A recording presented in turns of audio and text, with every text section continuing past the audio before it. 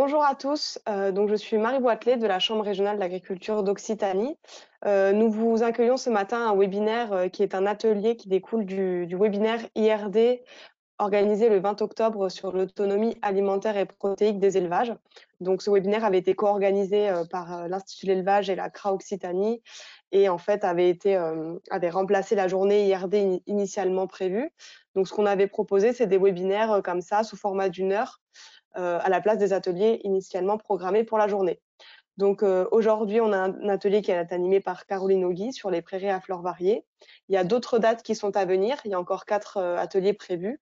Je vais vous mettre le lien dans la partie, dans votre partie de chat. Comme ça, vous pourrez aller voir à la fin du webinaire un petit peu les autres dates qui seront, qui sont disponibles.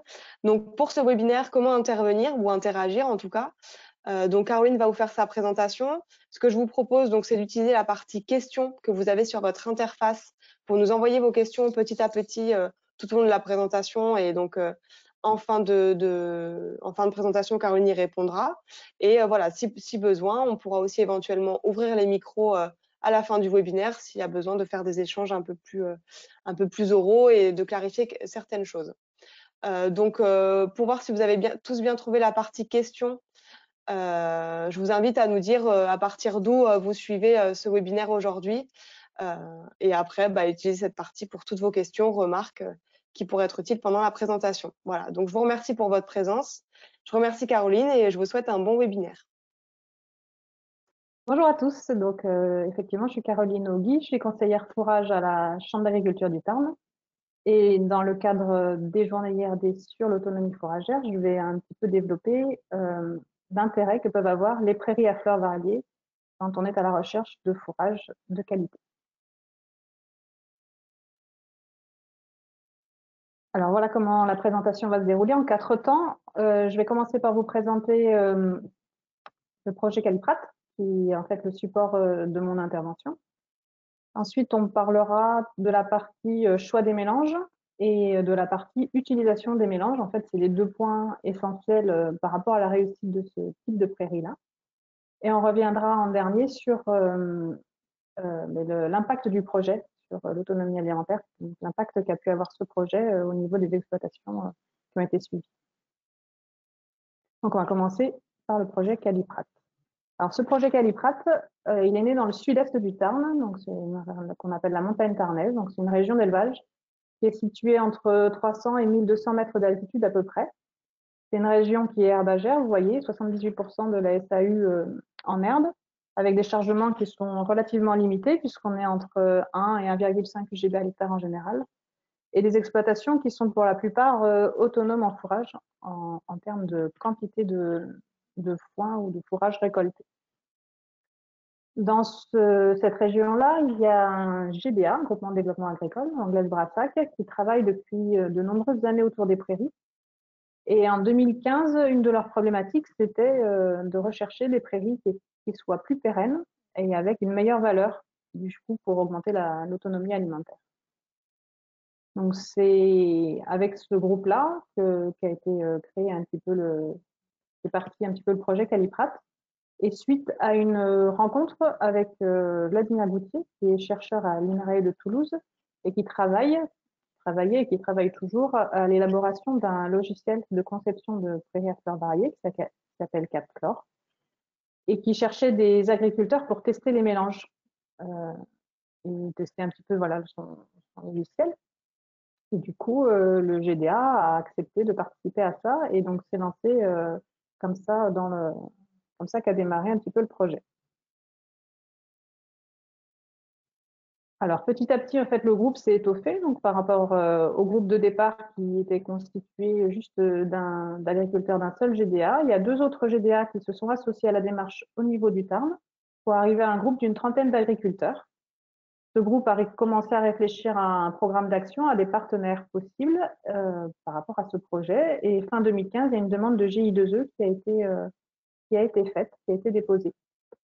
Et ce GI2E a été complété dans le même temps par une demande de GoPEI, donc le groupe de partenariat européen à l'innovation, qui a permis l'intégration de deux autres collectifs, un dans l'Aveyron et un dans les Hautes-Pyrénées, donc chacun accompagné par leurs chambres d'agriculture respectives. Et autre intérêt non négligeable du GoPEI, c'est le financement qui a pu être obtenu de l'animation du projet, qui n'était pas à l'époque possible dans le cadre du GI2E. Donc, il y a un cofinancement État-Europe qui a été mis en place autour de ce projet Caliprat. Donc, vous voyez qu'il y a 54 exploitations qui sont engagées au total. Il y a eu 564 hectares de prairies à fleurs variées implantées, un peu plus de 25 tonnes de semences commandées. Et on a suivi 44 parcelles avec des suivis, enfin des relevés floristiques et des suivis de valeur alimentaire, donc des suivis un petit peu plus poussés que sur l'ensemble des autres parcelles implantées. Vous avez ici aussi l'ensemble des partenaires, donc les 3 chambres dont j'ai parlé, l'INRAE de Toulouse, la FDQMA du Tarn, la Maison de l'élevage du Tarn et le service élevage de la Confédération de Roquefort. Donc c'est avec eux qu'on a créé programme d'action et mis en place l'ensemble des actions qui ont eu lieu donc entre 2015 et 2020, le projet arrivant à son terme ici en fin d'année. Alors très rapidement au niveau des actions dans le projet, donc il y a le choix de la composition des PFV avec le test donc de ces différentes modalités au sein des exploitations. Un travail sur l'approvisionnement en semences qui a permis d'arriver à un fonctionnement collectif d'approvisionnement. Un travail sur la conduite technique des PFV et en particulier sur la période d'implantation, enfin les techniques d'implantation, et un gros travail qui a été fait sur la valorisation animale de l'herbe produite, que ce soit par le pâturage ou par des rations, puisque vous verrez, on a été avec nos partenaires jusqu'à l'élaboration de rations à partir des valeurs alimentaires qui ont pu être observées dans les essais. Voilà pour le projet. Donc, je vais passer maintenant au choix du mélange. Donc, ce que je vous disais, c'est qu'une prairie à fleurs variées, la première chose qui est très importante, c'est d'arriver à composer un mélange qui soit adapté à ce qu'on veut. Alors, déjà, une petite définition sur qu'est-ce que c'est qu'une prairie à fleurs variées. Donc, c'est un mélange semé qui est constitué de 2 familles botaniques pour les parcelles de fauche, 3 pour les parcelles de pâture, qui ont plus de 6 espèces et plusieurs variétés par espèce, et d'une pérennité supérieure à 3 ans. Le choix des espèces qu'on met dans le mélange, en fait, se fait selon un certain nombre de critères. Le premier, c'est les caractéristiques de la parcelle. Donc, vous voyez, on prend en compte le climat déjà, donc l'endroit où se situe la parcelle, mais aussi des facteurs comme le pH, la réserve en eau du sol, une éventuelle hydromorphie et la fertilité en azote et en phosphore du sol. Donc, pour tout ça, l'idéal, c'est évidemment d'avoir une analyse de sol en préalable sur les parcelles. Sinon, on le fait à dire d'agriculteurs ou à partir d'autres d'analyses de sol commun, mais c'est de parcelles un peu identiques, mais c'est vrai que c'est plus fiable quand on a vraiment une analyse de fait sur le sol en question. Deuxième chose à intégrer pour choisir la composition, c'est les objectifs de production. On n'aura pas du tout les mêmes compositions de parcelles en fonction d'une parcelle si elle est que fauchée, que pâturée, ou si elle est à la fois fauchée et pâturée. On aura aussi des compositions différentes en fonction de la précocité d'utilisation de la parcelle. Une utilisation précoce ou une utilisation plus tardive, donc ça dans chacun des cas. Donc en gros, là vous avez des mélanges qui peuvent apparaître.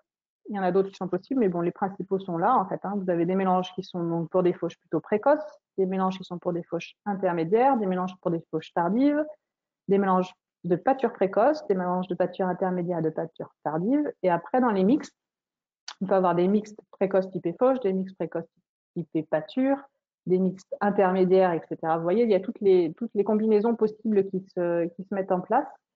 Et juste un petit focus sur un mélange qui est de plus en plus utilisé, de plus en plus demandé en tout cas par les agriculteurs, c'est le mélange mixte précoce sol d'été, qui en fait vise à avoir une première utilisation en fauche précoce, donc faire du stock, puis ensuite de laisser la parcelle, la création d'un stock sur pied se créer, et que cette parcelle soit ensuite intégrée dans la sole de pâture au niveau de l'été pour pouvoir venir en complément de toutes les parcelles de pâture de printemps. Donc voilà, des compositions vraiment différentes selon les objectifs de production et selon la parcelle, enfin selon la composition de la parcelle.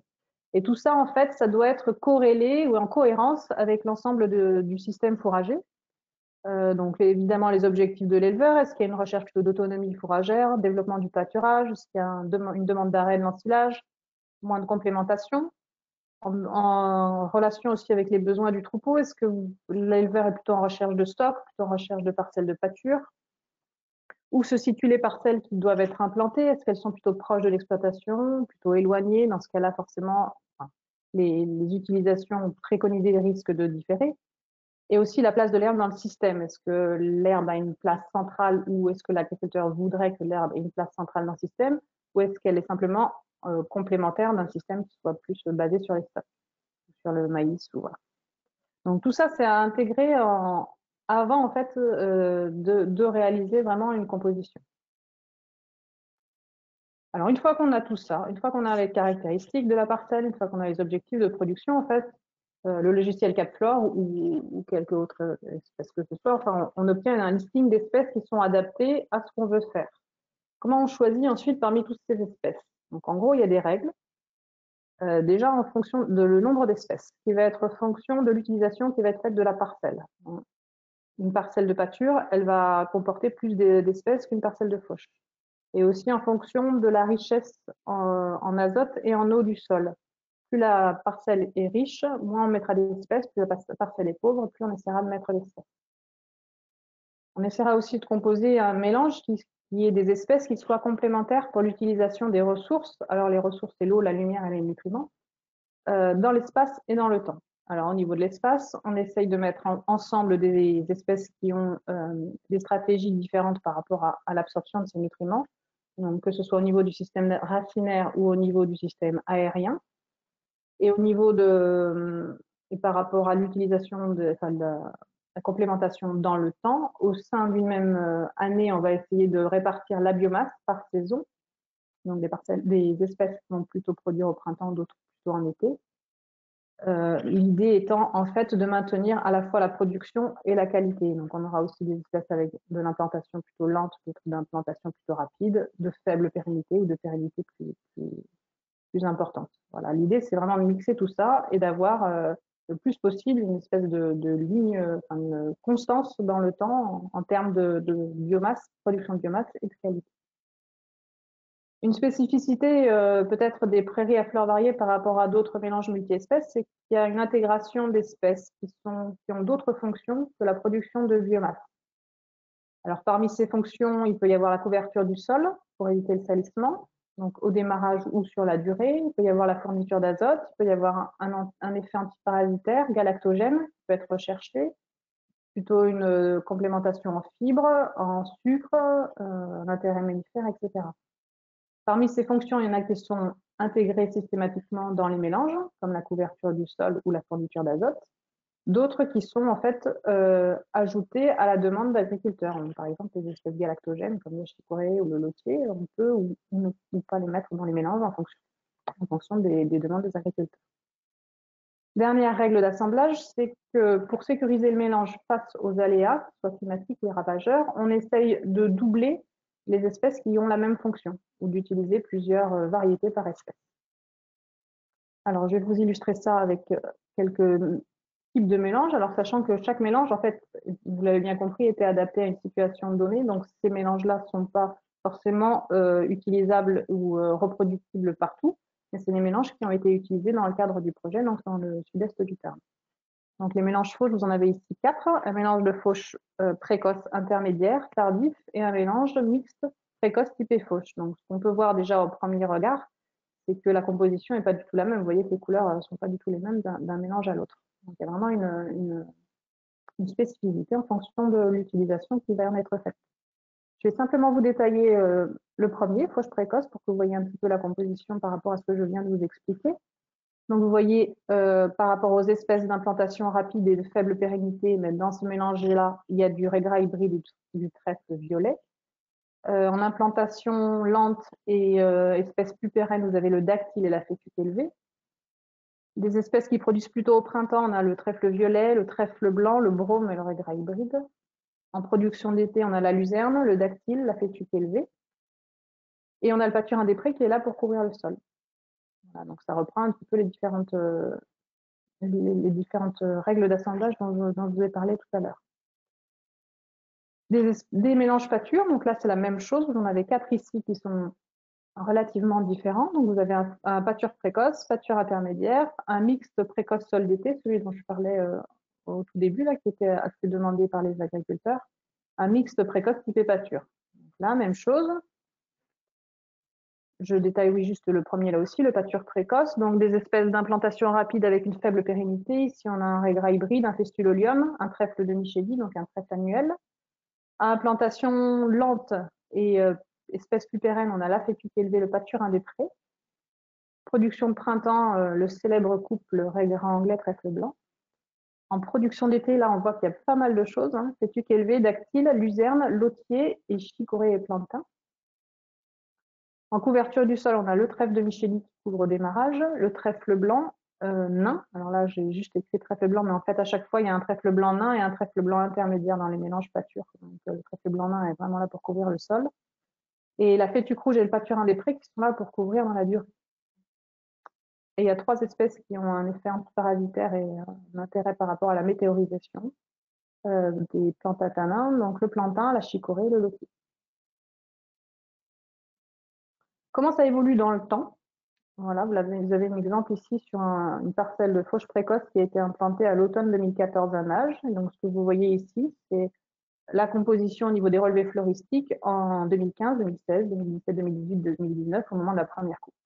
Donc, on voit bien qu'il y a une évolution des différentes espèces dans le mélange, hein, ce qui est tout à fait normal et recherché. Enfin, le trèfle d'Alexandrie que vous voyez ici en orange n'est là que la première année. On voit un développement par contre de la luzerne et du dactyle et de la fétuque élevée. La luzerne, on la voit pas. C'est un des soucis qu'on a sur le groupe, hein, c'est on est dans les sols plutôt acides et il y a vraiment un problème au niveau de l'implantation et de la durée de vie de la luzerne sur les mélanges. Donc c'est quelque chose qu'on doit encore travailler. Ce qu'on peut voir là-dessus, donc en plus de cette évolution-là, c'est que le mélange a eu des soucis au niveau de l'implantation. Vous voyez qu'il n'y a que 60% de toutes les espèces qui étaient des espèces semées en fait. On est un peu faible là, donc c'est-à-dire que l'implantation n'a pas été forcément très, très bien réussie. Et on peut observer ici notre année 2018 qui a été assez fabuleuse. Un hiver très arrosé, un printemps frais et pluvieux, du gel, un été caniculaire, donc il y a eu un impact assez négatif sur les prairies, mais pas que celle-là, hein, mais on voit que ça a souffert ici. Donc, pour revenir, une évolution de la composition, mais par contre, ce qui était recherché, donc ce que je vous disais, c'est on cherche un maintien du rendement et un maintien de la qualité. Donc, vous avez le rendement ici tout en bas. 14 tonnes de matière sèche en 2015, 9,5, 8,5, 12,8 et 10. Donc vous voyez qu'il y a quand même un bon maintien de la quantité de biomasse produite. Et au niveau de la qualité, on est en UFL à 0,88 puis 0,67 sur cette année fabuleuse et on repart à 0,90 sur 2019 et une EMAT qui reste quasi constante autour de entre 10 et 15%. Donc, on a bien l'évolution de la flore et on a bien la constance au niveau valeur alimentaire et productivité. Du coup, en conclusion par rapport à la partie concevoir, une réflexion préalable est nécessaire pour réaliser un mélange de prairies à fleurs variées par rapport à son système fourrager, à la parcelle et à l'usage qui va en être fait. C'est vraiment important d'avoir cette réflexion-là avant de commencer. On passe maintenant à la partie optimisation des pratiques. Alors, première chose à optimiser, c'est l'implantation. On a vu sur l'exemple de la parcelle de fauche que l'implantation avait été un petit peu problématique. Ce que vous voyez ici, alors c'est pas forcément super clair, vous n'allez peut-être pas forcément bien voir en tout cas, mais ce qu'on a, c'est, on est sur un essai ici de l'implantation qui a été fait au printemps 2016 avec 5 modalités, donc qui sont repérées ici par les 5 bâtons que vous voyez. Vous avez ici une modalité qui a été faite au nodet, donc un semi classique en ligne avec des éléments semeurs relevés et les descentes escamotées pour la première modalité. Le second, c'est la même, c'est-à-dire un semoir le nodet avec simplement les descentes, les éléments semeurs relevés, pardon. Ici, vous avez en semi-direct le vrai dos Et enfin, vous avez 2 rouleaux, un rouleau 6 mètres, un rouleau 3 mètres, sur lesquels était monté un semoir à la volée. Ce que vous observez ici, c'est pas au moment de l'implantation. L'implantation, elle s'est faite ici au printemps 2016. Ici, c'est à la 3e année de végétation, donc on est revenu, là, vous avez le résultat du printemps 2018. En vert, vous avez les graminées semées, en bleu, les légumineuses semées, et en jaune, les diverses et les non semées. Donc, ce qu'on peut observer, c'est que les 5 modalités ont pratiquement les mêmes résultats en 3e année de végétation. Seulement, les conditions de semis, ce jour-là, n'étaient pas terribles. Il y avait beaucoup de vent, donc sur une crête, il y avait pas mal de vent. Et la modalité du vrai dos, il y a eu un travail de préparation du sol qui n'était pas non plus optimal. Il y avait des espèces de mottes, donc en fait, ça bourrait au niveau des éléments semoirs. Donc voilà ce qu'on a obtenu au printemps 2016, donc au moment de l'implantation. Et là, vous voyez que c'est pas la même sur les 5 modalités. Beaucoup de diverses sur la partie vrai dos et beaucoup de sol nu sur les 2 rouleaux avec semoir semi-direct, des graines qui tombaient au sol et qui étaient du coup très pénalisées par le vent. Donc en fait, ce qu'on peut voir là, ce qu'on peut voir là, donc c'est qu'il y a l'évolution. Au final, on est arrivé à implanter dans toutes les modalités, mais entre les modalités, il y a quand même 1 ou 2 ans où la production n'était pas la même. Et perdre 1 ou 2 ans ou galérer pendant 1 ou 2 ans par rapport à la durée de vie d'une prairie qui peut être de 5 ans, c'est quand même important. Donc l'idée, c'est vraiment d'essayer au maximum de mettre l'accent sur l'implantation. Et pour ça, c'est assez classique au niveau des préconisations, hein. C'est les mêmes préconisations que pour les prairies, avec en additionnel le fait qu'on a beaucoup de graines et des graines différentes, donc il faut être encore plus rigoureux. Mais en gros, c'est choisir la bonne période de semis, donc c'est-à-dire la moins risquée par rapport au gel et à la sécheresse. Essayer de répartir au maximum les graines sur le sol pour limiter la concurrence et le salissement. C'est pour ça que le semis à la volée a été beaucoup testé dans le projet. Vraiment vérifier la profondeur de semis, 1 ou 2 cm sur la plupart des espèces fourragères, mais le brome, qui a une graine beaucoup plus grosse, d'arriver à l'enterrer plus, de 3 cm. Et veiller à un bon contact sol-graine en roulant avant et après le semis. Au niveau de l'utilisation en pâturage, donc ce qui a été constaté au niveau du groupe, c'est que la productivité des prairies à fleurs variées était élevée, et en particulier au moment du pic de pousse.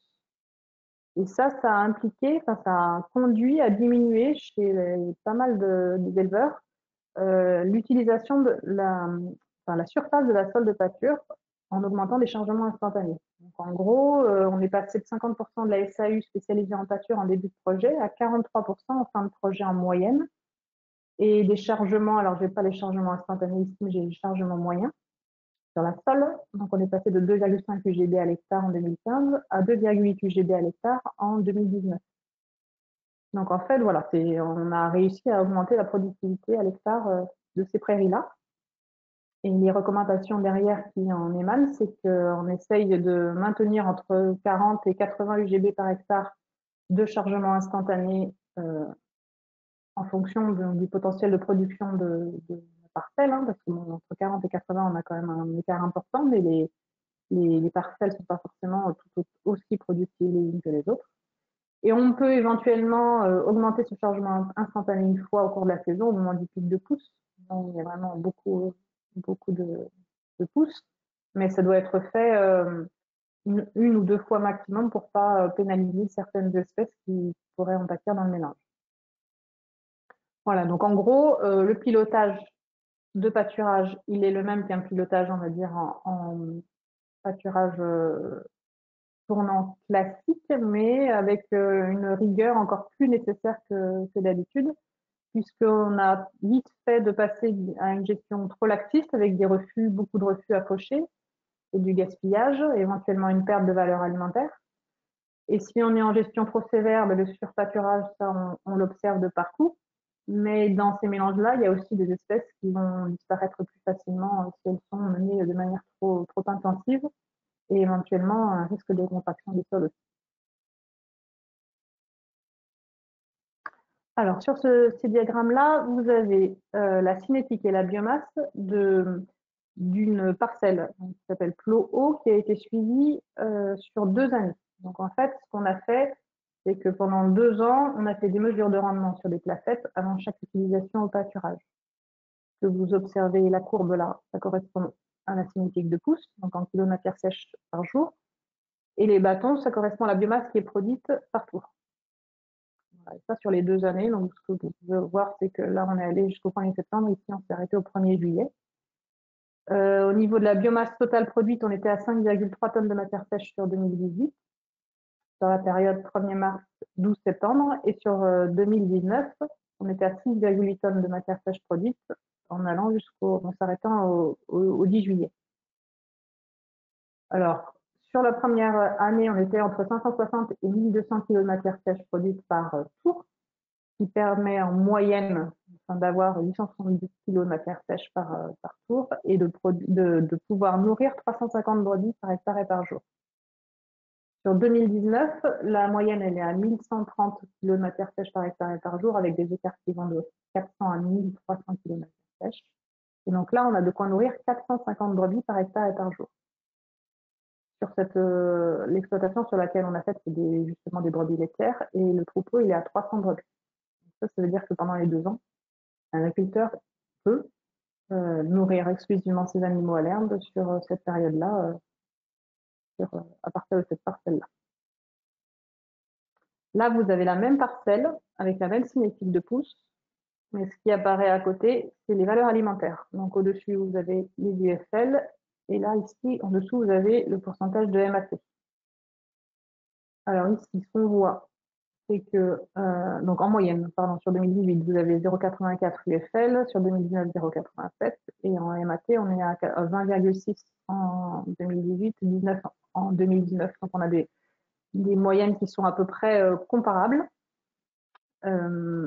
On a juste un effet ici, donc c'est notre fameuse année 2018 avec le froid, là, qu'on retrouve ici aussi au niveau de la valeur alimentaire. On a vu l'effet tout à l'heure sur la composition floristique et le rendement, mais la valeur alimentaire en particulier, l'énergie a aussi été impactée. Mais on voit sans ce trou-là qu'on est à supérieur à 0,85 IFL sur les périodes de printemps. Et après, en été, on baisse un peu, mais ça, c'est valable sur toutes les prairies. Et en MAT, on est pratiquement tout le temps supérieur à 16% sur les 2 années. Alors, à partir de ces valeurs-là, en fait, ce qu'on a essayé de faire, c'est d'établir une ration et de voir si les besoins des animaux étaient bien couverts. Donc, l'objectif était là de maximiser l'herbe pâturée. Donc, en fait, on est parti sur le principe d'un troupeau qui mettait son pic de lactation coordonné au pic de pousse de l'herbe. Donc, on est parti sur des lacons de lait 75 kg, une production laitière au pic de 3 litres et un stade de traite donc, de premier jour sur la ration de printemps et 110 jours sur la ration d'été. Donc, la ration de printemps, enfin, les valeurs qui ont été utilisées ici, c'est les valeurs réelles qui ont été analysées sur les saisons moyennes entre 2018 et 2019 sur ces parcelles-là. Et donc, avec 3 kg de cette herbe au printemps, on arrive à produire 3,02 litres de lait et à couvrir 113% des besoins en UF et 104% des besoins en PDI du pour l'été, avec peut-être 2,6-2,7 kg de cette herbe-là, on produit 1,24 litres et on couvre 126% des besoins en UF et 130% des besoins en PDI, simplement avec l'herbe, sans complémentation. Ça serait de la parcelle, elle suffit à couvrir les besoins sans complémentation, aussi bien au printemps qu'en été, avec un petit bémol ici, c'est la valeur qui est la plus faible, et qui pourrait être certainement améliorée si la luzerne était mieux implantée dans les ménages. Au niveau du stock maintenant, donc sur ces graphiques-là, ce que vous voyez, c'est ils ont été réalisés à partir des relevés floristiques effectués sur les parcelles. Donc, on a des fauches précoces, des fauches intermédiaires et des mixtes précoces Les fourrages ont été analysés en vert au moment des relevés floristiques et après, il y a des équations qui simulent les pertes de récolte qui ont été appliquées. Ces équations, en fait, on les a obtenues expérimentalement à partir de couples d'échantillons qu'on a récoltés à la même date et qui ont été analysés en vert et après conservation. En gros, pour vous donner une idée, en MAT, on a moins 8% en moyenne. En cellulose brute, on gagne, on augmente de 8% et on perd 10% de digestibilité avec les serres. Donc, ce que vous avez ici, c'est ces résultats-là qui sont classés par date de récolte, la date de récolte étant matérialisée ici en degrés jour, donc à partir du 1er février.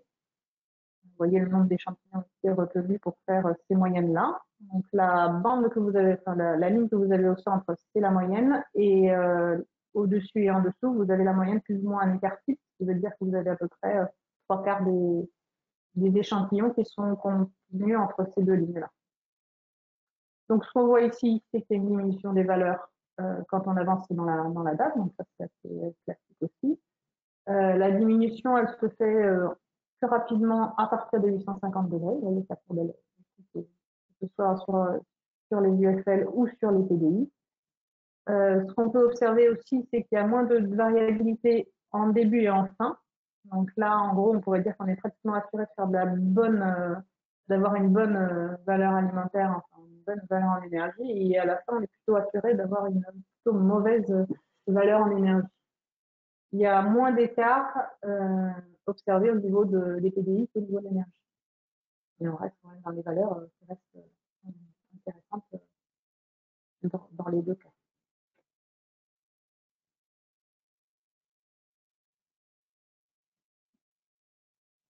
Alors, à partir de ça, on a travaillé avec la maison de l'élevage et le Furious Élevage de la Confédération de Roquefort pour réaliser des rations.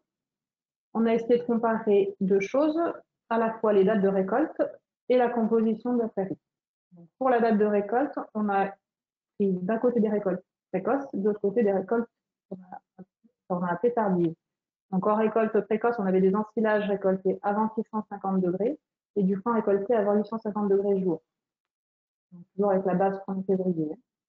Et en récolte tardive, on a pris des ensilages récoltés après 850 degrés et du foin récolté après 1002. Au niveau de la composition de la prairie, on a comparé des prairies classiques avec nos prairies à fleurs variées. Pour les fourrages classiques, on a utilisé la campagne d'analyse qui est réalisée chaque année par la maison d'élevage, donc on a les 75 valeurs. Et pour les données qu'on n'avait pas dans cette campagne d'analyse, donc c'est les foins précoces et les ensilages précoces qui montrent quand même que il y a une tendance à récolter plus tardivement que ce qui est proposé ici. On a utilisé le livre roux de Lima. Et pour les prairies à fleurs variées, on est parti à la fois sur nos échantillons récoltés en vert corrigés avec les équations comme je vous l'ai expliqué tout à l'heure. Donc là, on avait 20 échantillons. Et on avait aussi des échantillons, on avait fait aussi des analyses chimiques après chaîne de récolte directement. Donc là, on avait 18 échantillons. Alors ça a été fait sur les 4 troupeaux présents sur le secteur, donc en bovin lait, en bovin viande, en bovin lait et en bovin viande. Là, dans la présentation, je vais juste vous montrer les bovins lait et un peu de bovin viande. Donc en bovin lait, vache laitière de 650 kg, la moyenne de table de 821 kg, donc ça c'est les références qui ont été choisies, hein, ça de 4 mois de lactation et une production recherchée de 26 kg. Ce que vous voyez ici, c'est les différentes rations qui ont été testées. Donc avec la ration, enfin l'élément principal de la ration de base, donc ensilage de maïs, foin précoce, foin tardif, ensilage d'herbe précoce ou ensilage d'herbe tardif. Cet élément principal a été complété par du foin de seconde coupe, éventuellement par du foin d'hiverne. Et cette ration de base, elle est elle-même complétée par de l'orge et du tourteau de soja quand c'était nécessaire. Et à chaque fois, pour chaque... Oui, excuse-moi, c'est Marie. Je pense que en fait, ton écouteur où il y a le micro, il est tombé et on t'entend un peu moins bien. Ou le mettre bien devant. D'accord. C'est mieux? Ouais, c'est mieux. Ok. Je vais peut-être parler plus fort. Hein. T'inquiète, c'était juste. Tu l'as touché sans faire exprès. D'accord. Merci. Donc, pour chacune de ces rations, à chaque fois, vous avez la composition classique, le fourrage classique et le fourrage PFV. Donc, ça fait, voilà, pour chacune des rations. Qu'est-ce qu'on obtient au niveau production laitière et coût des concentrés à partir de ça? Donc, ce que vous avez ici, les bâtons, en fait, c'est le lait permis en litres par vache laitière et par jour. Et les points, ça correspond au coût de concentré en euros par 1000 kg de lait. Donc, ce qu'on voit ici, c'est que à chaque fois, le lait permis par les prairies à fleurs variées, il est plus important que ce qui est permis par les fourrages classiques. Hein, c'est ce que vous voyez entre le vert et le gris. En moyenne, on gagne 2,2 litres par vache laitière. Et on a aussi évidemment un effet date de récolte. Le lait permis avec les récoltes précoces, donc par exemple ici, il est plus important qu'avec les récoltes tardives sur un même type de fourrage, que ce soit en classique ou en PSV. Et en moyenne, c'est pareil, on gagne aussi 2,2 litres par vache en jouant sur cette date de récolte. Au niveau du coût de la complémentation, on voit qu'il y a une variation qui est différente en fonction des situations. Il n'y a pas forcément une diminution. Là, il y a une diminution quand on passe en PFV, mais ce n'est pas forcément le cas. Vous voyez ici que ça augmente. Donc, ce qu'on peut se dire, c'est à partir de ça, on augmente le litrage de lait, mais on ne diminue pas forcément la complémentation. Est-ce qu'au final, on est gagnant? Donc ça, on peut le voir ici. Sur ce graphique ici, vous voyez la production de lait par vache et par jour, dans lequel on a, le produit, pas la production, le produit en euros de lait par vache et par jour, duquel on a retiré le coût de la complémentation par animal.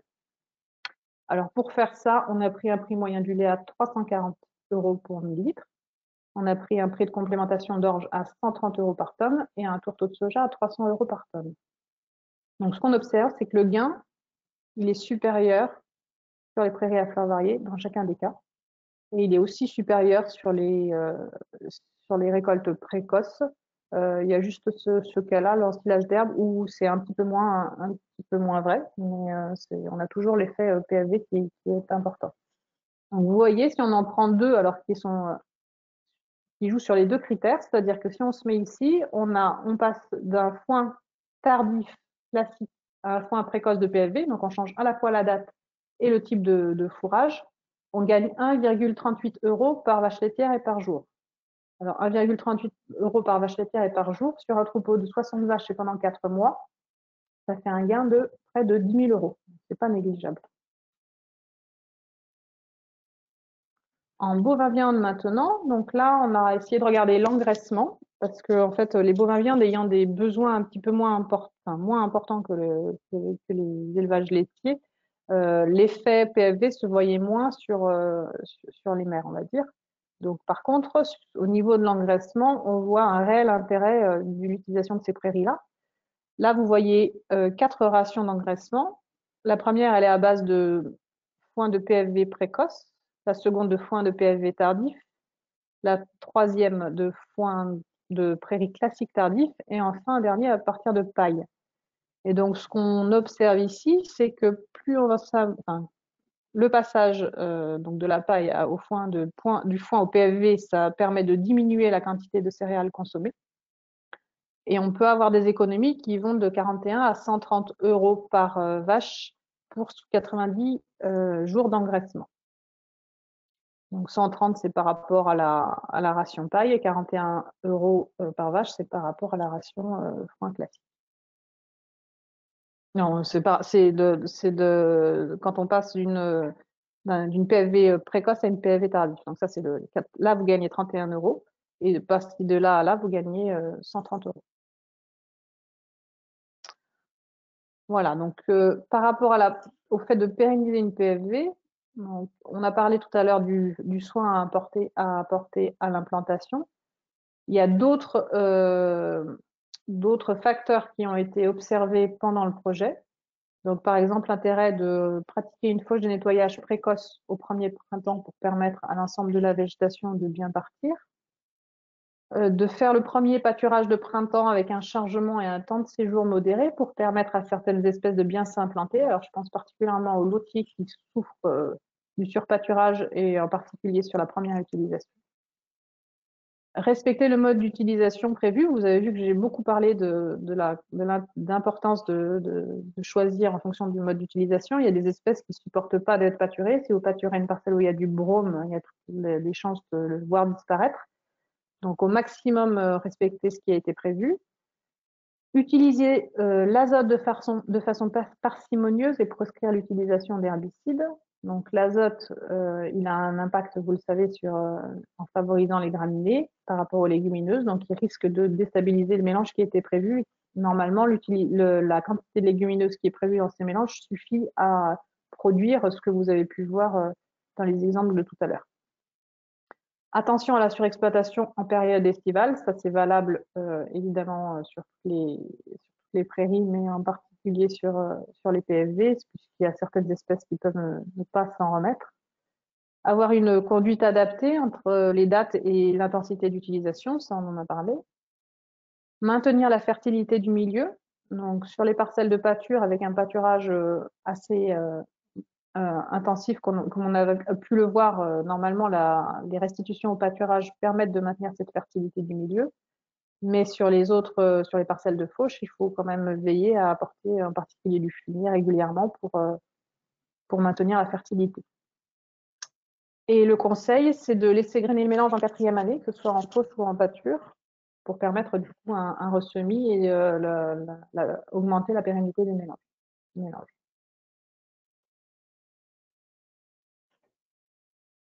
Je vais maintenant passer à la dernière partie sur l'impact du projet sur l'autonomie alimentaire, donc au niveau du groupe.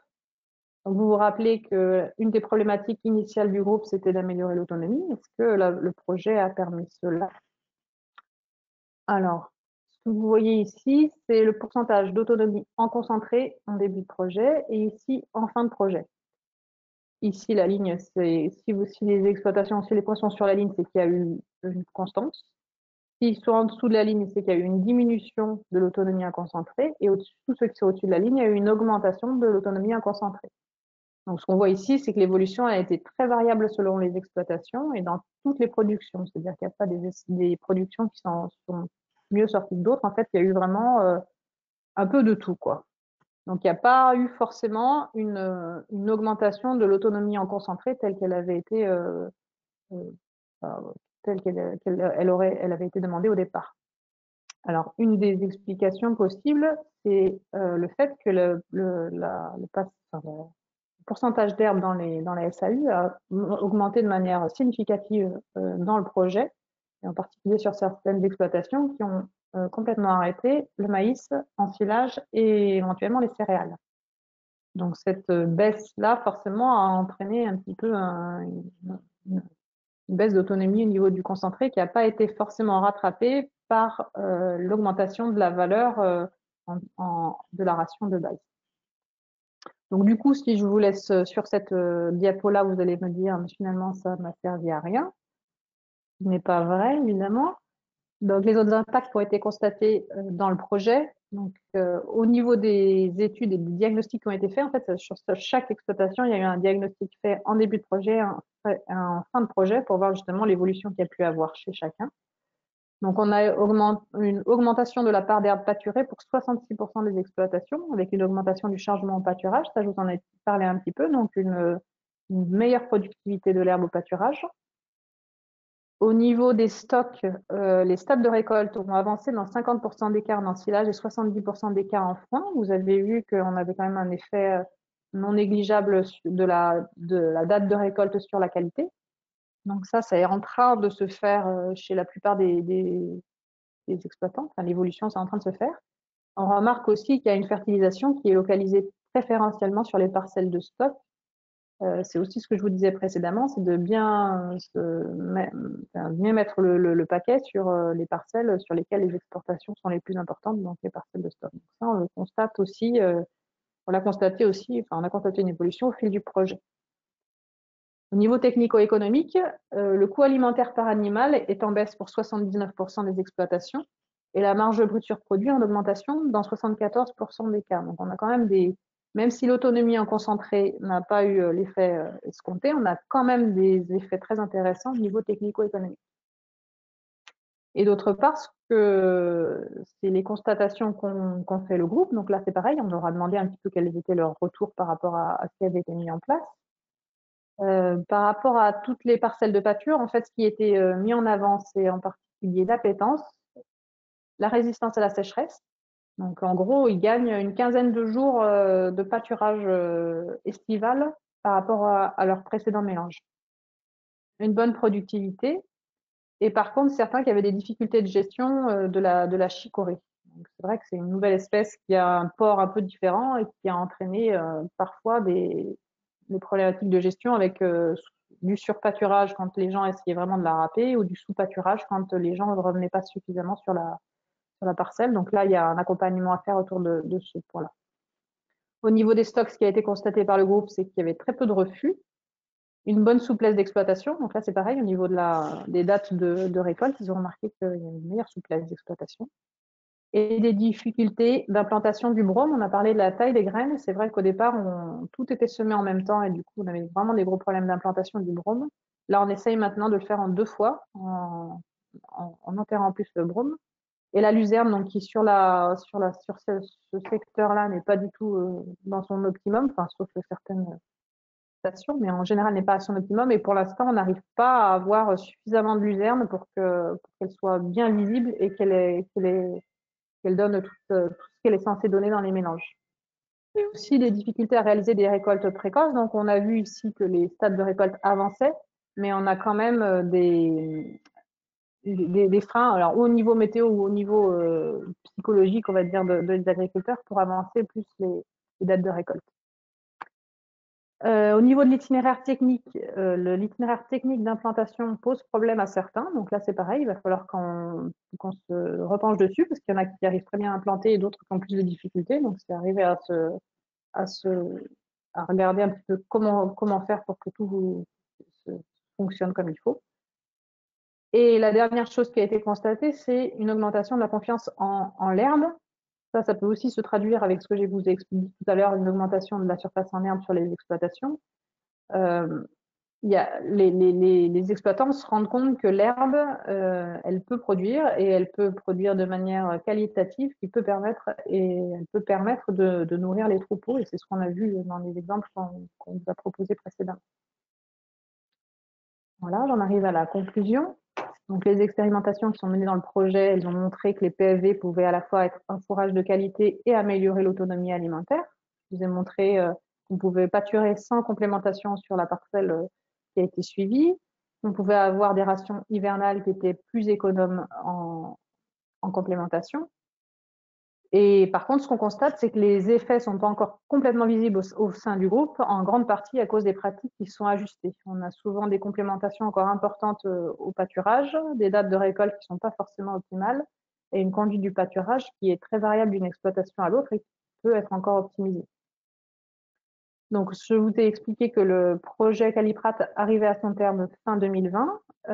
Au printemps, on a fait une demande de reconduction, ou en tout cas de demande d'un nouveau GI2E, le GI2E Caliprate Plus, qui a été accepté, et ce qui va nous permettre en fait de mettre l'accent sur le pâturage d'été, le rechargement des prairies, l'intégration de mélanges courte durée entre deux mélanges de prairies à fleurs variées longue durée, et surtout un suivi plus appuyé des exploitations. Donc l'idée, c'est d'aller voir 1 à 2 fois par an l'ensemble des agriculteurs du groupe et de faire un point sur ce qui fonctionne, ce qui ne fonctionne pas et d'être un peu plus présent par rapport à l'utilisation qu'ils font des parcelles.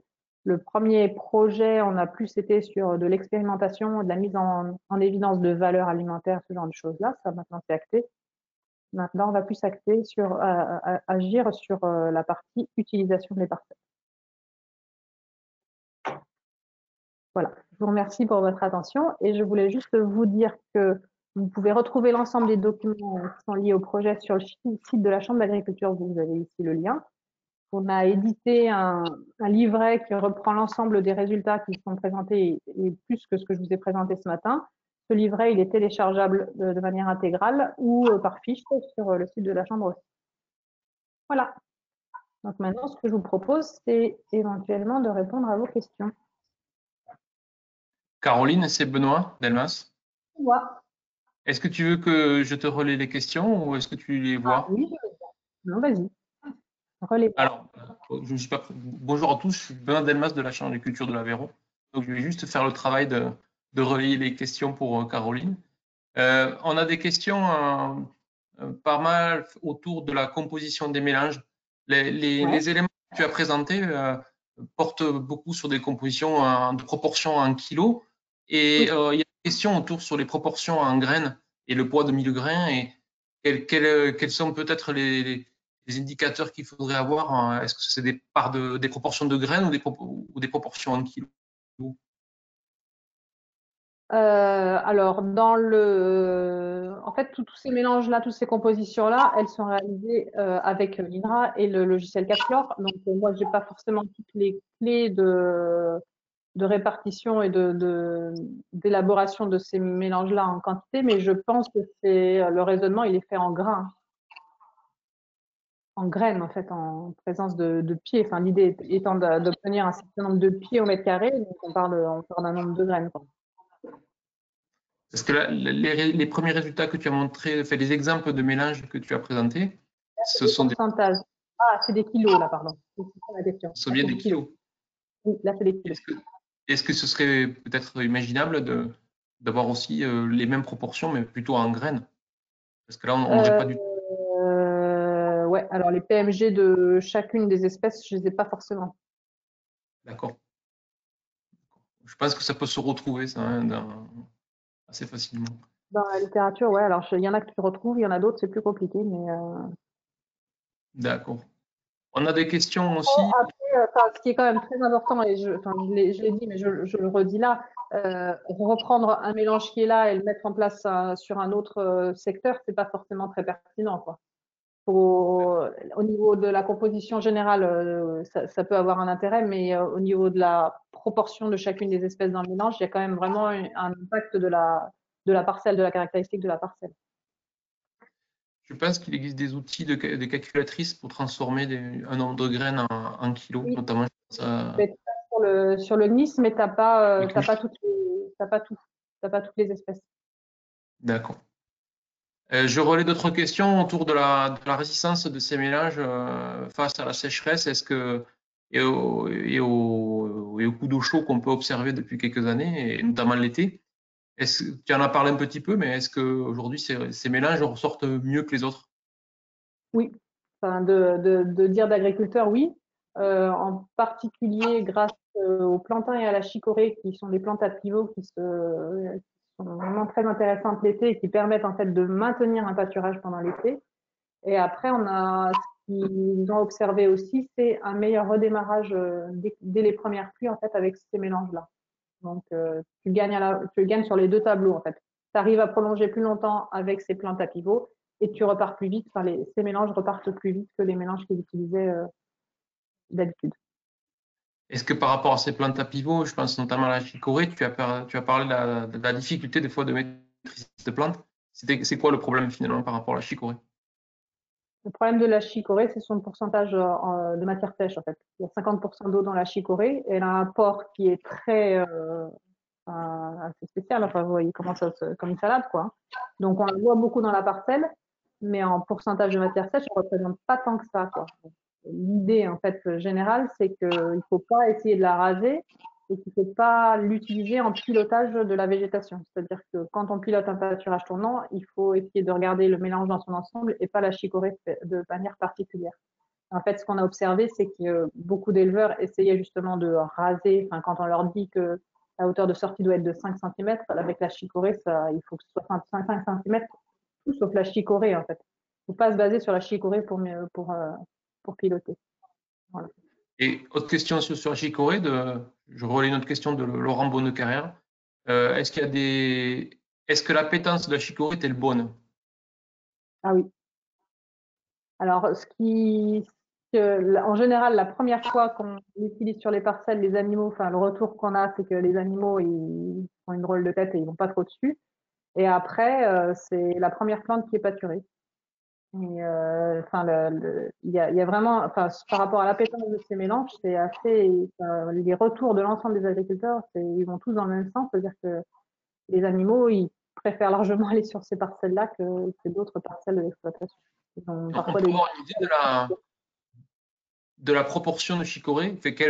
Là, on peut parler en kilos, mais ouais, on est entre 1 et 2 kilos à peu près. entre 1 et 2 kilos. OK. Question de Jean-Louis Balme concernant notamment la conduite de ces prairies, et tu disais de l'implantation.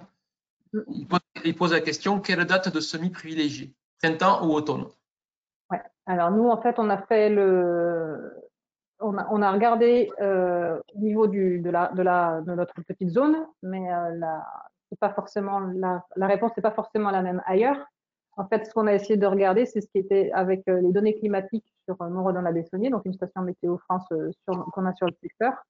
Est-ce qu'il y avait plus de risques de sécheresse et de gel au printemps ou à l'automne? Et en fait, on s'est rendu compte que la période la moins risquée chez nous, c'était le printemps.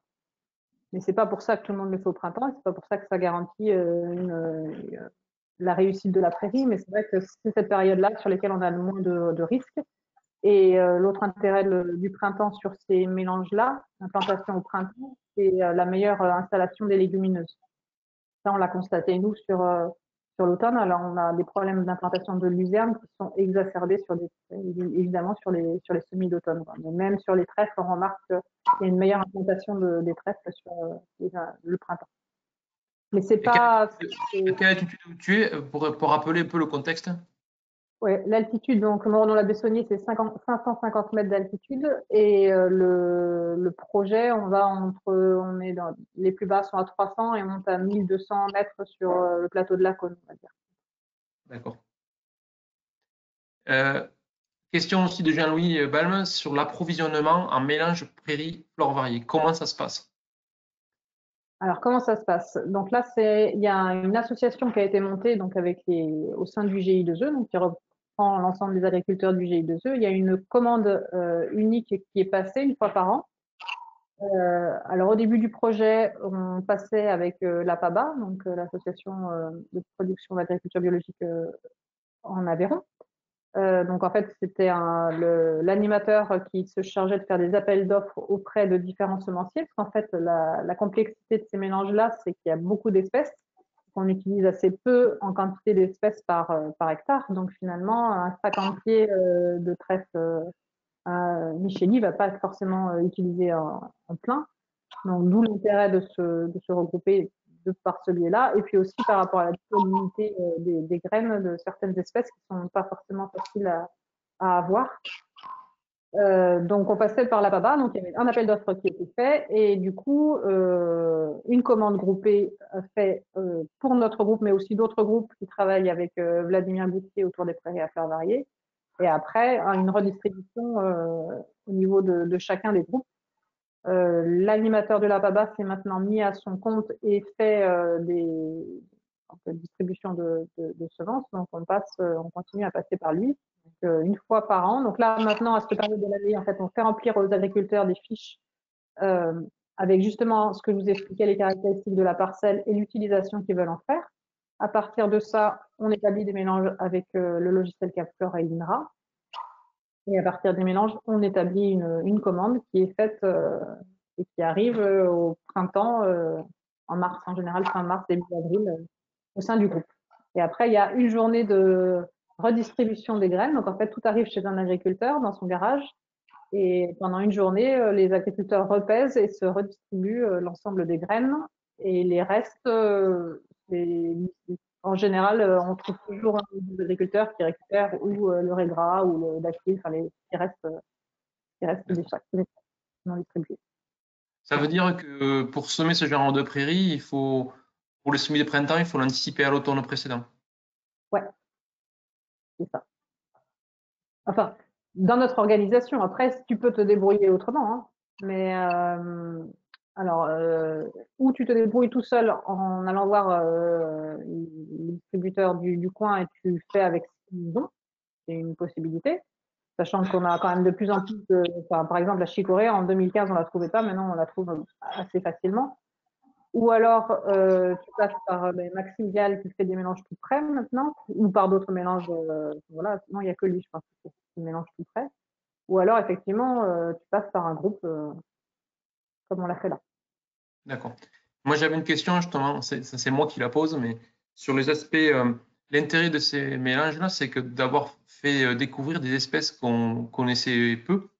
Moi, je pense au mélange que tu as présenté et à des espèces comme l'avoine jaunâtre ou l'agrostide blanche. Ce sont des Ouais. graminées qu'on ne trouvait pas ou qu'on trouve, enfin, que c'est compliqué à trouver dans le commerce. Mais je voulais juste savoir, toi, quel recul tu as sur ces espèces-là aujourd'hui euh, par rapport à leur comportement, leur pérennité. Est-ce que ce sont des espèces, voilà, qu'est-ce que je pense notamment à ces genres d'espèces qu'on ne connaissait pas du tout, je veux dire, il y a 4-5 ans. Ouais.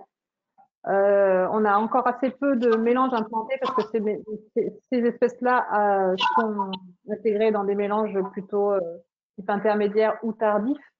Euh, Ces mélanges-là, ils ont été demandés assez tardivement par les agriculteurs qui avaient plutôt tendance à vouloir des mélanges précoces et qui produisent tôt sans forcément prendre en compte le fait qu'ils ne pourraient pas le récolter tôt. Donc, on a quelques parcelles mises en place, mais en fait, on a assez peu de recul sur ça, quoi. Enfin, je pense à la grosse cible blanche, on doit avoir une ou deux parcelles dans lesquelles on a implanté ça. Euh, Qu'est-ce que tu me disais, l'avoine jaunâtre? L'avoine Oui, jaunâtre, c'est pas assez peu. Fromental, par contre, fléole fromental, des fauches intermédiaires avec de la fléole fromentale, ça, on en a et on a plutôt des résultats intéressants sur les valeurs alimentaires. d'accord. Ok. Mais est-ce que, parce qu'on voit bien que la difficulté, des fois, c'est d'accéder à ce type de semences et qu'il faut s'organiser en amont. Euh, je ne sais pas si c'est un gros mot, mais est-ce qu'il faut derrière, est-ce qu'on ne pourrait pas imaginer des mélanges plus simples? Bah, sûrement, mais après, si tu veux, ces espèces-là, elles ont un intérêt que tu ne trouves pas forcément dans les autres espèces que tu peux avoir à disposition plus facilement, quoi. D'accord. En s'inspirant du principe de conception de mélange que tu as présenté, hein, je dis juste, Mhm. est-ce qu'on pourrait, si on se Ouais, met dans la... déjà, ce que j'expliquais au début, c'est que comme dans ces mélanges-là, on essaye de sécuriser en mettant à chaque fois deux espèces qui ont à peu près les mêmes fonctions, plus tu vas réduire le nombre d'espèces, moins tu vas avoir cette possibilité de sécurisation de ton mélange, quoi. Là, l'idée, c'est qu'en en mettant beaucoup, tu as plus de chances qu'il y en a qui sortent du lot en fonction des situations. Ok. Une dernière question de Vianney Briand. Y a-t-il une vulgarisation plus large prévue dans le cadre de Calipat Plus?